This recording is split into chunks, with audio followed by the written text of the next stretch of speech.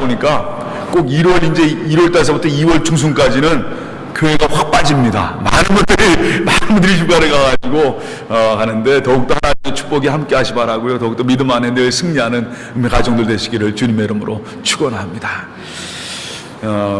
어제 우리 교회 결혼식이 있었어요. 우리 이문성, 이화성도님 결혼식이 아주 은혜 가운데 잘 마쳤습니다. 지난번에 결혼하기 일주일 전에 두 사람을 결혼 교육을 하면서 제가 이런 얘기를 한 적이 있습니다.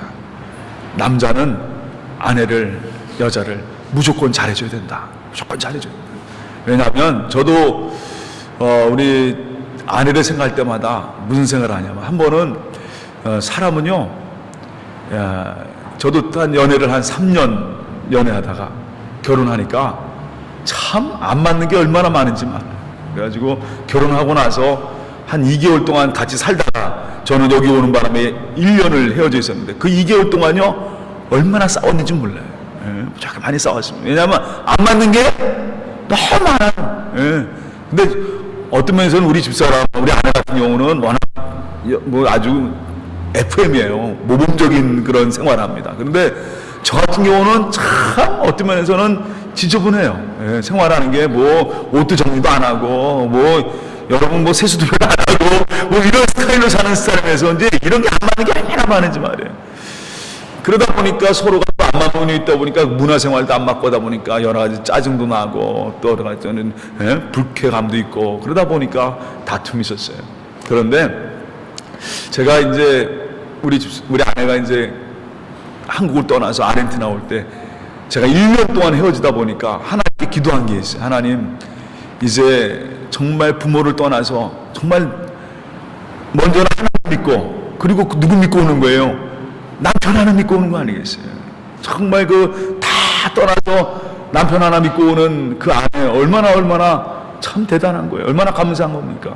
내가 뭔데? 저도 가끔가다 야, 김영래가 뭔데 그걸 믿고 따라오냐 말이에요. 참 그거 얼마나 감사한지 모르겠어요. 그래서 제가 늘 그때부터 기억한 게 뭐냐, 하나님 앞에 기도한 게 뭐냐면 그냥 정말 우리 아내 잘할 수 있도록 정말 늘 항상 우리 아내한테 정말 어떤 소리라도 아픈 소리 하지 말고 정말 우리 아내를 위해서 늘 기도하고 같이 사랑하고 하는 그런 모습으로 가자라는 그런 결심을 했어요. 근데도 사람도 그렇지가 않더라고. 또 불편하고 또 화도 내고 싸우기도 하지만 그러나 지금까지도 변하지 않는 게 있어요. 그건 뭐냐면 언제나 아내를 잘해주자 말이에요. 잘해주자. 그래서 제가 그 결혼한 두 분에게도 우리 이문성, 이화동에게도 그런 얘기했어요. 남자가 무조건 여자한테 잘해줘야 된단 말이죠. 왜냐하면 자기 믿고 따라왔는데 그 사람이 그냥 그 아내를 구박하고 그냥 미워하고 그러면 되겠느냐 말이에요. 끝까지 사랑해주고 끝까지 책임지는 것이 바로 남자 역할이란 말이에요. 제가 왜 말씀드리냐면 오늘 드디어 어제 지난주에 제가 잠깐 말씀드렸지만 아브라함의 인생의 최고의 정점은 모리아입니다. 그의 아들을 하나님께 제사로 바쳤던 그 사건이 바로 최고의 정점이에요. 그리고 나서 그 이후로는 어떤 얘기가 나오냐, 이제 죽고가 나옵니다. 누가 죽는 거예요? 그 인생, 그 당시 그 창세기 한 부분을 차지했던 주인공이죠. 누굽니까? 아브라함과 사라가 죽는 그 장면들이 등장합니다. 맨 먼저 오늘 누가 죽냐? 오늘 그 뒤에 말씀에 누가 죽냐면 바로 누가 죽어요? 사라가 죽는 장면이 바로 오늘 말씀의 내용이에요. 오늘은 그래서 여러분과 여자의 일생이라는 제목으로, 여자의 일생 그러면 뭔가 좀 어떤 면에서는 희망적인 것보다는 우리 보통 여자의 일생 그러면 어떡합니까? 황무수 권사님, 여자의 일생 그러면 느낌이 어때요? 예? 뭔가 뭐 슬프다고 뭐 오늘 그러면서 한번 오늘 이 말씀을 보면서 과연 하나님과 함께 했던 여인의 삶이 어땠는가, 그리고 뭘 하나님께서 과연 그 여자를 통해서 하나님이 또 어떤 걸 준비하시느냐. 오늘 아주 이 창세기 23장 말씀은요 너무나도 흥미진진한 말씀이에요. 그래서 여러분과 함께 이 말씀을 보면서 하나님의 은혜를 같이 나누고자 합니다. 성경에 보면은요 남자들은 뭐 아브라함이라든가 모세라든가 그리고 뭐 여러분 잘 아는 노아라든가 뭐 이런 남자들은요 죽는 나이가 나와요, 안 나와요? 그 사람이 몇 살까지 살았다가 나옵니까, 안 나옵니까? 나와요. 모세가 몇 살까지 살았더라? 120살까지 살았더라. 뭐 이렇게 여러 가지, 여러분 아는 야곱 같은 경우는 137세, 좀 더 넘어서 살았죠. 그 사람의 일생의 남자 같은 경우는 그 사람이 얼마를 살았더라라는 그런 성경 구절들이 나옵니다. 유일하게, 성경에서 유일하게 여자로서 그 죽는 나이가 나오는 사람은 누구예요? 사라요. 왜 그랬을까요? 사라로 성경 보니까 1절에 127세를 살았더라. 그가 누린 횟수라 라고 써 있습니다. 누린 횟수다. 참 저는 이 표현이 오늘 1절 말씀을 지난 주간에 몇 번이나 읽어보면서 참 그가 누린 횟수다. 누리다라는 그 표현이 너무나도 좋더라고요. 이 사라가 127세를 살았더라. 성경에서는 이 여자의 나이, 죽는 나이를 밝힌 것은 사라밖에 없어요. 왜 그랬을까요? 쉽게 생각하세요. 사라가 모든 열국의 어미가 되고 바로 믿음의 조상이 되는 어떤 특별한 위치가 있어요.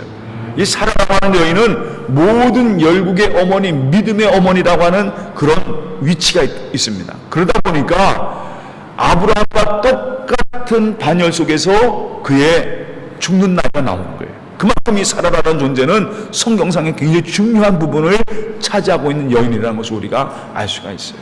드디어 그 사라가 죽습니다. 그런데 한 가지 좀 씁쓸한 얘기를 좀 여러분과 함께 하고자 합니다. 근데 씁쓸하면서도 사람이 죽음을 생각하면 항상 좀 씁쓸해요. 육체적인 죽음을 생각할 때 씁쓸한데, 그런데 우리가 이 사라의 죽음을 보면서 하나님이 어떻게 이것을 이끌어 가시느냐라는 것을 우리가 한번 봐야 됩니다. 한번 성경 말씀 한번 올려보세요. 한번 읽어보세요. 이 말씀이 참 중요합니다. 지난주에 우리가 안 본 말씀인데 창세기 22장 20절에서 24절 말씀 한번 다 같이 읽어보겠습니다. 시작하면 다 같이 보겠습니다. 시작. 이후에 어떤 사람이 아브라함에 알리어 이르기를 밀가가 당신의 형제 나홀에게 자녀를 낳았다 하였더라. 그의 맏아들은 우수요, 우수의 형제는 부수요, 아람의 아버지 그무엘과 게셋과 하소와 빌다스와 이들랍과 부델이라. 이 8사람은 아브라함의 형제 나홀의 아내 밀가의 소생이며, 부델은 누구를 낳았고? 리브가를 낳았고, 나홀처 루마라 하는 자도 데마와 감과 다스와 마가를 낳았더라. 여기서 여러분이 주목할 것은 23절이에요. 23절에 이 8사람은 아브라함의 형제 나홀의 아내 밀가의 소생이며, 부두엘은 뭐라고요? 누굴 낳았더라? 리브가를 낳았더라. 여러분, 여기 보면은 지난주에 이삭을 바치던 모리아 사건 이후에 갑자기 내용이 확 바뀌면서 무슨 얘기가 나오냐면, 이 아브라함의 바로 친척 중에 아브라함의 형제 나홀에게서 누가 나왔더라? 바로 오늘 리브가가 나왔더라. 리브가가 누구예요? 여러분, 성경에 리브가가 뭡니까? 바로 누구의 며느리예요? 사라의 외아들인 이삭의 아내가 바로 리브가입니다. 근데 그 리브가를 하나님께서 이 사라가 죽기 전에 성경 말씀에 그 위에다 놓았어요. 리브가라는 인물이 드디어 등장합니다. 이건 뭐냐면 지난주에 배웠죠. 하나님께서 이삭 대신 뭘 준비하셨어요? 어린 양을 준비하셨다 해서 그 하나님의 이름을 뭐라고 썼어요? 여호와 이레라는 그 뜻은요, 하나님이 뭐 하신다? 준비하신다는 뜻이에요. 그럼 오늘도 이 사라의 죽음 이전에 하나님이 누굴 준비하시는 거예요? 하나님 누굴 준비하시는 거예요? 바로 그 사라의 아들 이삭의 누구예요? 아내를 준비하고 계신 겁니다. 요거는요, 여러분이 하나님은 벌써 이 시간 뭘 작업하시는, 하나님의 작업, 하나님이 어떻게 이 가정을 이끌어 가실 것이냐라고 하는 그 가정을 하나님께서 미리미리 준비하고 계시는 사건이에요. 이거 참 중요한 겁니다. 여기에 보면은 이 아브라함의 가정 가장 깊숙이 흐르고 있는 하나님의 약속과 하나님의 놀라운 준비하심을 우리가 볼 수가 있어요. 그래서 오늘 사라의 죽음 이전에 하나님께서 하나님께서 누굴 준비하셨어요? 이미 리브가라는 여인을 준비하셨어요. 그 리브가는 바로 누구 안에? 이삭 안에. 그런데 너무 안타까운 게 뭐냐면, 이 사라 생각할 때, 저도 저도 부모가 돼 보니까 깨닫는 게 뭐냐면, 사라가 127세에 죽는데 이삭이 그때 나이가 37살 때예요. 아직 결혼을 안 했습니다. 어떨 때는 저는 가끔가다 우리 하나님 앞에 조금 그런 얘기 할 때가 있어요. 하나님 앞에 이 말씀 보면서 이런, 하나님, 이 사라가 죽은 후에 3년 뒤에 이삭이 결혼합니다. 이삭이 결혼하는데 참 안타까운 게 뭐냐면, 하나님, 좀 사라를 몇 년만 더, 3년만 좀 더 살게 해줘서, 이삭이 누굴 낳는 거, 좀 이렇게 손주도 좀 보고 좀 가면, 우리, 저도 그러잖아요. 저도 이 부모가 돼 보니까, 하나님 앞에 기도하는 게 뭐냐면, 하나님, 그래도 하나님, 저가 누구 보고 갈 수 있도록, 손주 보고 갈 수 있도록, 하나님, 우리 평범한 소망 아니겠어요? 평범한 부모가 돼 보니까, 그런 소망이 있어요. 어떤 면에서 이 사라도 그런 소망이 있었을 것 같아요. 얼마나 여러분, 사라의 일생을 생각해 보세요. 저는, 이 사람의 일생을 생각할 때, 그 여자의 일생을 생각할 때, 참, 어떤 면에서는, 여러분, 사람 믿음의 어머니, 열국의 어머니라고 하지만, 그의 127세의 삶을 생각하면, 참, 어떤 인생이냐, 이 풍진 세상이라고 하는 우리 노래처럼 말이에요. 아주 질곡과 같은 인생을 살았던 여인이 바로 사라입니다. 한번 생각해 보세요. 사라는 나이가 몇 살 때 나이를 가졌어요? 90살 때 나이를 가졌습니다. 90살 동안 이 여인은 아이를 갖지 못했어요. 그럼 여러분, 그 당시에 여러분, 지금도 마찬가지잖아요. 여자가 아이를 못 갖는다는 건 어떤 의미를 갖고 있어요? 하면서 그의 인생에 대해서 어떤 것이 있습니까? 처절한 인생 아니겠어요? 아이를 낳는 것이 바로, 그 당시 특히 그 당시에는 더 심한 족장의 아내가 아이를 못 낳아요. 세상의 눈길도, 세상에도 얼마나 그런 모습이 있겠어요? 자기 자신도 얼마나 고통스럽겠습니까? 그리고 한번 여러분 생각해 보세요. 갈대우르에서 잘 살았어요. 이 아브라함이 그 아버지 데라와 함께 갈대우르, 아주 그냥 지금 말로 하면 우리 아르헨티나 따지면 부에노스아이레스시에서 아주 그냥 잘 살던 집안이었어요. 먹는 거 부족함 없이, 마시는 거 부족함 없이 살던 그런 집안이었습니다. 근데 갑자기 어느 날 남편이 뭘 받았다고 그래요? 남편이 갑자기 어느 날 뭘 받았대요? 은혜 받았대요. 은혜 받았다면서 나는 하나님의 명령을 따라서 여기를 떠나야겠다. 여러분 한번 상상해 보세요. 잘 살던 동네를 떠나가지고 남편이 와가지고 하나님이 명령하시는데 하나님이 지시하는 땅으로, 저 가나안 땅으로 가라하시니 나 가야겠습니다. 따라갈 때 그 남편을 따라가는 사람의 모습을 한번 생각해 보세요. 그리고 아이도 없었습니다. 근데 그 남편이 가보다 뭔 짓을 합니까? 그 남편이 뭔 짓을 해요? 애국 가가지고 자기 남편, 자기 아내를 뭐라고 속입니까? 누이라 속이고, 그 심지어 누이라 속이면서 애국왕한테 바쳐요. 아비멜렉한테 가가지고 또 아내를 뭐합니까? 가서 바쳐요. 이 세상에 이런 남편이 어디 있어요? 그렇게 그냥 남편 믿고 왔는데 그 남편이 하는 일은 끝까지 아내를 보호해주지 못하고 다른 왕들한테 바치고 말이에요. 그냥 누가 막으세요? 그래서 그거를 하나님이 그냥 막으시잖아요. 안 된다 하면서 하나님이 막으시잖아요. 그 사람의 일생을 생각하면 참 어떤 면에서는 믿음의 조상이라고 하면서 열국의 어머니 하지만 그 일생을 돌아보면 눈물만 있었고 슬픔이 있었고 고통이 있었고 아픔이 있었던 그 여인의 모습이었습니다. 그러나 한 가지 분명한 것은 그 여인도 끝까지 하나님을 붙잡고 살아가다는 겁니다. 이게 참 중요해요. 이게 참 중요합니다.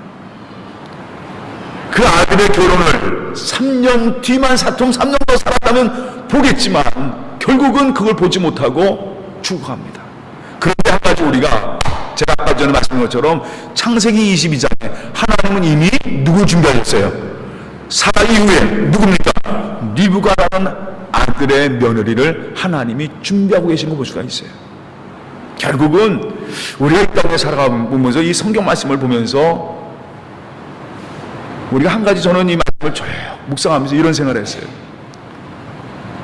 내 뜻이 아니라 하나님의 형통함이 우리 삶을 붙잡는 게 참 중요하다. 라고 하는 것이고, 그 순간에는 이해하지 못합니다. 아유, 하나님 3년만 더 살았으면 이삭이 결혼한 걸 보고 죽었을 텐데 얼마나 안타까워요. 그런데 한 가지 분명한 사실, 우리 성경 전체를 보면은 이미 하나님은 사라 죽음이 전에 누굴 준비하셨어요? 리브가라는 그 아내를, 그 며느리를 아주 그냥 정말 하나님 천만 아내를, 그 며느리를 준비하고 계셨다는 것이죠. 그건 바로 누구의 역사예요? 하나님의 구원의 역사를 붙잡고 살아가는. 그래서 우리는 내가 알지 못해도, 내가 이해하지 못해도, 내가 보지 못해도 하나님의 언약을 붙잡고 살아가는 게 믿음 생활입니다. 왜냐하면 하나님은 여러분을 위해 이미 다시다랍니다. 여호와 이래 준비하고 계신다는 것입니다. 저는 이 말씀 보면서 맞다, 하나님 우리 삶을 통해서 하나님은 다 준비하고 계시는구나, 이 역사를 보고 살아가는 거예요. 드디어 사라 인생이 120세 좀 마칩니다. 이제 그 다음 장면이 바뀌어지면서 오늘 아브라함이 어떻게 이 사라를 장례 치르는가 하는 말씀에 우리가 한번 조금 주목해 보고 있습니다. 이 말씀이 또 너무나도 중요하기 때문에 그냥 넘어가서는 안 돼요. 그래서 사라를 잃어버린, 이제 먼저 하늘나라로 보낸 아브라함의 그 모습을 통해서, 이 말씀들 통해서 한번 하나님 우리에게 주시는 말씀을 다시 한번 또 한번 보고자 합니다. 드디어 사라의 시대는 끝났습니다. 이제는 누구의 시대가 오는 거예요? 리브가의 시대, 이삭의 시대가 점점 오고 있는 거예요. 오고 있습니다. 그럴 때 하나님이 아브라함이 아주 큰 일을 하나 합니다. 그게 바로 오늘 23장의 말씀이에요. 오늘 이 아브라함은요, 자기와 같이 함께 살았던 그 사라가 죽으니까 너무나도 슬펐어요. 우리 한번 나같이 23장 말씀 한번 보세요. 23장 2절 말씀, 우리 창세기서 23장 2절 말씀 다 같이 공부합니다. 사라가 가나안 땅 헤브론 곧 기랏 야르바에서 죽음에 아브라함이 들어가서 사라를 위하여 슬퍼하며 애통하더라. 그동안 거의 얼마나 많은 세월을 같이 살아왔어요. 그냥 같이 함께 산전수전 다 겪으면서 그 어려운 생활 같이 나왔던 그 사랑하는 아내가 죽은 이 남편의 마음이 얼마나 성경에도 오늘 너무도 슬퍼서 애곡하고 그리고 슬퍼하며 애통했다라는 성경 말씀이 나와 있어요. 이 아브라함의 모습이 그대로 나와 있습니다. 이제 그 다음에 이제 아브라함이 뭘 하냐, 그 아내를 위해서 할 수 있는 일이 하나 있었습니다. 그건 뭐냐면, 원래 중동에서는, 지금은 우리나라도 우리 한국에서는 워낙 땅이 좁다 보니까 지금은 화장을 하는데, 원래 중동에서는 철저하게 매장하는 것이 그 당시의 풍습이었어요. 그러다 보니까 이 아브라함이 매장지를 찾는 거예요. 이 아내를, 사랑하는 아내를 매장할 수 있는 좋은 장소를 찾는데, 이제 그때 그가 살던 곳이 어디였냐면 바로 오늘 성경에 가나안 땅 헤브론. 오늘 여러분 주보에 보면 그 앞편에 나오는 모습이 있어요. 여기가 바로 지금의 헤브론 모습이에요. 여기가 바로 헤브론입니다. 여기 주보에 보면 앞에 표지에 헤브론 바로 나오는데, 유대 땅에 있는 헤브론입니다. 여기가 바로 이 성전이 지어진 곳이 막벨라 굴이라고 하는 그 위치에 지어진 성전이에요. 이 성전 뒤에는 거기가 또 팔레스타인 지역이기 때문에 회교도들 모스크가 또 있습니다. 바로 여기인데, 이 헤브론 곧 기랏여행, 여기에는 해족속이 살고 있는 그런 땅입니다. 여기에서 이 기랏이, 우리 성경에 이제 조금만 제가 좀 설명해 드리면, 성경에서 기랏여임, 기랏아르바라고 하는 이 말이 나오는데, 이 기랏이라는 말은 뭐냐면요, 한번 다시 따라합니다. 도시란 말이에요. 기랏이라는 말은 도시란 말입니다. 기랏야르바 그러면 야르바 시라는 얘기예요. 야르바지. 야르바는 사람의 이름입니다. 야르바의 시다라고 하는 곳에 이제 거기서 이 사라가 죽은 겁니다. 근데 이제 그 매장지를 구하기 위해서 그 해쪽 속 사람들에게 부탁을 해요. 어떤 부탁을 하냐? 이제 내 아내가 죽었으니 나의 아내를 위해서 매장지가 필요한데, 그 매장지가 어디가 좋겠습니까? 나를 위하여 소유지를 좀 달라고. 근데 이때 4절 말씀에 이 아브라함이 자신을 뭐라고 표현하느냐, 4절 말씀 나와 제가 보겠습니다. 창세기 23장 4절 말씀 다 공부합니다. 나는 당신들 중에 나그네요 거류하는 자이니 당신들 중에서 내게 매장할 소유주를 주어 내가 나의 죽은 자를 내 앞에서 내어다가 장사하게 하시오 라고 하는 말씀이 써 있습니다. 여기에 보면은 이 아브라함의 일생을 저도 한번 이 사람 아브라함의 일생을 한번 생각해 봤어요. 지금 이 하나님의 말씀을 듣고 갈대아우를 떠나서 하란 땅에서 75세가 돼서 가나안 땅으로 왔어요. 거의 몇십 년 세월이 지났습니다. 근데 오늘 성경에서 아브라함이 자기를 이렇게 표현합니다. 나는 당신들 중에 뭐라고 표현합니까? 나그네요. 그 다음에 거류자다. 거류자다. 이 해족속 땅에 살면서 이 아브라함은 어떤 삶을 살았느냐? 그냥 나그네로. 나그네란 말, 거류자란 말은 한마디로 뭐예요? 어떤 말인가? 나그네, 거류자 이런 말은 뭡니까? 한마디로 이 땅에 내게 아무것도 없는 그런 삶을 살고 있는 아브라함의 모습을 볼 수가 있어요. 거류자란 말은요, 쉽게 말하면 이런 표현을 할 수 있습니다. 그래서 제가 찾아봤어요. 이 거류자가 뭘까 하고 찾아보니까 우리 교인들 가운데 옛날에 이제 처음 아르헨티나 이민 왔을 때 뭐가 없어요. 그냥 어떤 합법적으로 오신 분들도 있지만 그냥 오신 분들도 있으잖아요. 그럴 때는 뭐가 없어요. 영주권이 없잖아요. 영주권이 없다 보니까 내 권리와 내 하다못해 영주권이 있어야 뭘 살 수 있는 거예요. 땅도 살 수 있고 뭘 수 있잖아요. 영주권이 없으면 뭐합니까? 아무런 권리가 없어요. 그냥 나중에 권리가 어떻게 됩니까? 영주권 없으면 권리가 어떻게 되는 거예요? 그냥 쫓겨나는 거예요. 내 소유가 가질 수가 없단 말이에요. 바로 그 상태. 오늘 이 아브라함이 해족속 사람들한테 자신을 뭐라고 하냐? 나는 이 땅에 아무것도 없는 사람이라. 한번 여러분 상상해 보세요. 하나님이 너는 내가 지시할 땅으로 가라. 그랬으면 그 가나안 땅이 누구의 땅이 되어야 되는 거예요? 아브라함의 땅이 되어야 되잖아요. 그런데 하나도 없어요. 아무것도 없어요. 아무것도 없어요. 그 아브라함의 평생을 살아가 죽을 때까지 땅 하나 없던 모습인 것을 우리가 볼 수 있어요. 그런데 오늘 중요한 사건이 하나 생깁니다. 오늘 그래서 성경의 23장은요, 이 하나님의 구속의 역사 가운데 굉장히 중요한 장을 차지하고 있는 게 23장이에요. 드디어 아브라함이 이런 얘기를 합니다. 해족속 사람들에게 내 아들을 위해서 매장지가 필요한데 좋은 땅을 나에게 좀 소개해다오. 그러니까 해족 사람이 이 아브라함이요, 참 이 성경 말씀을 여러분 나중에 한번 다시 보세요. 이 아브라함이 그 동네에 살면서 굉장히 평판이 좋았어요. 그러니까 참 잘했던 것 같아요. 그러니까 아브라함이 가는 곳마다 복이 있던 것 같아요. 왜냐하면 하나님이 함께 하시니까. 참 이게 정말 축복입니다. 하나님의 사람들은요, 가는 곳마다 하나님의 홍통이 흘러야 합니다. 그리고 이 은혜가 있었어요. 그래서 이 아브라함이 해족속 땅에 살고 있으면서도 해족속 사람들한테 인정을 받았던 거예요. 우리 한번 다 같이 보세요. 6절 말씀 다 같이 읽어보겠습니다. 6절 말씀 다 같이 읽어봅니다. 내 주여 들으소서. 당신은 우리 가운데 있는 하나님이 세우신 지도자이시니 우리 묘실 중에서 좋은 곳을 택하여 당신의 죽은 자를 장사하소서. 우리 중에서 자기 묘실에 당신의 죽은 자 장사함을 금할 자가 없습니다. 이 해족속 사람들이 여기 성경에 참 제가 은혜 받은 게 뭐냐면, 당신은 우리 가운데 있는 하나님이 세우신 지도자입니다. 당신이 원하는 곳에 그냥 매장지를 하세요. 우리 해족속 사람들 당신에 대해서 반대할 사람 아무도 없습니다. 당신이 택한 그곳에 그냥 거기서 장사를 지내십시오. 그 정도로 이 아브라함이 사실이 가는 곳마다 형통함이 있던 사람이었어요. 인정을 받았죠. 그거 왜 그랬습니까? 여러분, 여기엔 분명한 비결이 있어요. 그건 뭐냐면 다 같이 따라합니다. 하나님이 그와 함께 하셨다. 바로 이거예요. 하나님이 함께 하시니까 아브라함이 가는 곳마다 인정받는 거예요. 형통함이 있는 겁니다. 사람들이 여기도 그러잖아요. 이 해족속 사람들이 뭐라고 합니까? 당신은 우리 가운데 세우신 하나님이 세우신 지도자입니다. 근데 이 아브라함이요, 이렇게 얘기합니다.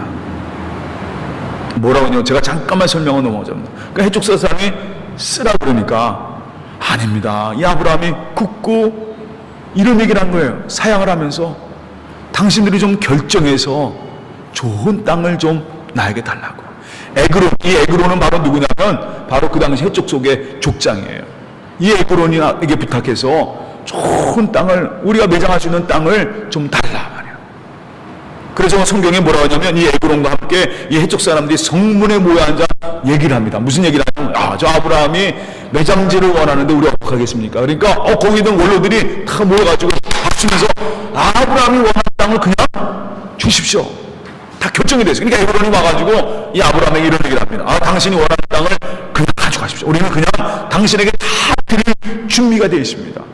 그런데 이 아브라함이 뭐라고 하냐면 13절 말씀 보세요. 13절 말씀.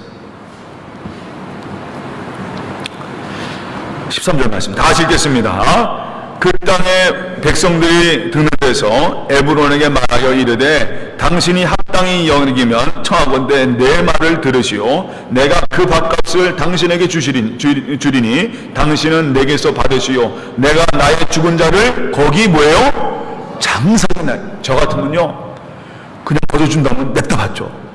신났죠. 좋은 땅, 제일 좋은 땅 준다는데 그냥 그냥 받는데 이 아브라함은 뭐라고 하냐면 절대로 나를 받을 수 없습니다. 나는 분명히 당신이 합당히 여기면 내가 청하건대 그 값을 나에게 얘기하시면 제가 그 값을 드리겠습니다. 여기에는요 굉장히 중요한 의미가 있습니다.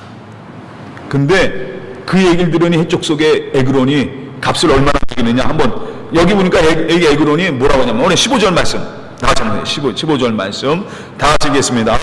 내 주여 내 말을 들으소서 땅값은 400세겔이나 그것이 나와 당신 사이에 무슨 문제가 되리까? 당신의 죽은 자를 장사하소서. 한마디로 해서 저 땅값은 400세겔인데 당신하고 나하고는 아무런 문제가 없습니다. 그냥 쓰셔도 됩니다. 주고 하든지 그건 당신에게는 나는 아무런 상관은 그냥 쓰세요. 근데요 여기 이 400세겔은요 우리나라 말에 정말 이 400세겔은 좋은 표현이 있습니다. 바가지입니다. 바가지란 말 아시죠? 이 400세겔은 그 땅값이 400세겔, 은 400세겔을 낼 필요, 그건 얼마 되지 않은 땅값이에요. 그런데 이 에그론이 보면은 그걸 400세겔 하다는 건 굉장히 엄청나게 부른 거예요. 왜냐하면, 말씀 한번 보세요. 그 다음 말씀 한번 보세요. 예. 이 예레미야가 이스라엘이 패망하기 전에 아나돗의 땅을 사갖고 갑니다. 땅을 사주고 왔는데 그 땅값이 얼마냐면 한번 읽어보세요. 여기 한번 다 같이 한번 시작 한번 다 같이 읽어. 시작. 나의 숙부와 아들 하나멜이 시위대 뜰 안에 나와서 이르되 청하노니 너는 베멘 땅 아나돗에 있는 나의 밭을 사라. 기업의 상속권이 내게 있고 물을 권리가 내게 있으니 너를 위하여 살아가는지라. 내가 이것이 여호와의 말씀인 줄 알았으므로 내 숙부의 아들 하나멜의 아나돗에 있는 밭을 사는데 몇 세기를 죽었다고요? 은 17세기를 죽었다. 그리고 여러분 다윗 때에 아라우나의 땅을 삽니다. 아라우나의 땅이 지금의 예루살렘이에요. 예루살렘의 땅을 사는데 그 예루살렘 땅을 사는데 그때 든 돈이 얼마냐면 50세겔이에요. 은 50세겔. 그럼 여러분 다윗과 여러분이 아브라함의 차이는 몇 년 되는 줄 아세요? 다윗과 아브라함의 차이 거의 1000년 정도가 됩니다. 여러분 1000년이면 인플레가 얼마예요? 여러분 아르헨티나 사시니까 잘 알 거예요. 아르헨티나는 1년마다 인플레가 얼마 정도 됩니까? 30%. 그러면 여러분 1000년이 지났으면 아브라함이 은 400세겔 샀으면 다윗 때는 몇 세겔 돼야 되는 거예요? 한 10,000세겔에서 50,000세겔. 근데 얼마 주고 샀다는 거예요? 은 50세겔 주고 샀어요. 그 예루살렘 땅을. 여러분 그러면 아브라함이 1000년 전에 이 막벨라 살 때 400세겔은요 한마디로 어마어마하게 뭐 쓴 거예요? 바가지 팍 쓴 겁니다. 바가지 팍 쓴 거예요. 그런데 이 아브라함이 그대로 다 줍니다. 다 줘. 은 400세겔을 달아서 이 에브론, 그게 에브론은요 완전히 자기 그냥 주려고 했는데 은 400세겔을 받았으니까 완전히 입이 찢어지는 거예요. 그런데 여기에서요 왜 이 아브라함이 은 400세겔 주고 이 은혜를 이 막벨라고 사느냐? 이 막벨라고는요 한마디 말해서 드디어 하나님이 이 아브라함 내가 너에게 땅을 주노라 할 때 그 가나안 땅에 바로 첫 번째 하나님의 나라의 땅의 의미를 갖고 있는 겁니다. 아브라함이 드디어 그 땅을 사요. 그게 바로 하나님의 나라죠. 하나님의 나라에 삽니다. 근데 그 하나님의 나라는 어떤 곳이에요? 오늘 400세기라는 건 뭐냐면 이런 표현을 쓰고 있습니다. 아주 넘치도록 풍성한 나라의 의미를 갖고 있다는 거죠. 그냥 이것은요, 사람과 바가지라는 게 아니라 뭐냐면 하나님 나라는 어떤 곳이에요? 아주 그냥 은 400세겔이라도 그 당시에 여러분 상상해 보세요. 다윗 당시에 1000년 전에 은 400세겔은 엄청난 금액입니다. 근데 그 땅을 샀다는 이유는 뭐냐면 하나님 나라는 그만큼 귀하고 소중한 넘치고 넘치는 땅이란 의미를 갖고 있는 겁니다. 오늘 하나님께서 드디어 이 아브라함에게 그 땅을 사게 하십니다. 그리고 그곳에 드디어 누가 묻혀요? 바로 그의 사랑하는 아내 사라가 그 막벨라굴에 묻히게 됩니다. 여기에서 우리가 마지막으로 저는 여러분에게 말씀을 드리고 싶으세요. 결국 그 헤브론 땅은 하나님이 이스라엘 민족을 이끌어 가시는 언약의 중심점이 됩니다.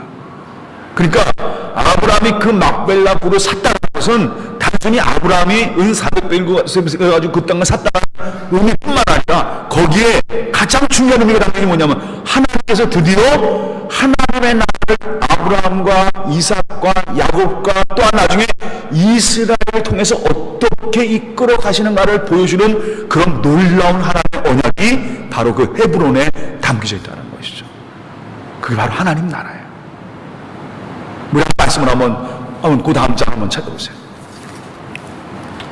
네, 사무엘상 2장 1절 2절 말씀 우리 한번 제가 이 말씀을 한번 우리 다 같이 한번 시작 한번 읽어보세요. 시작.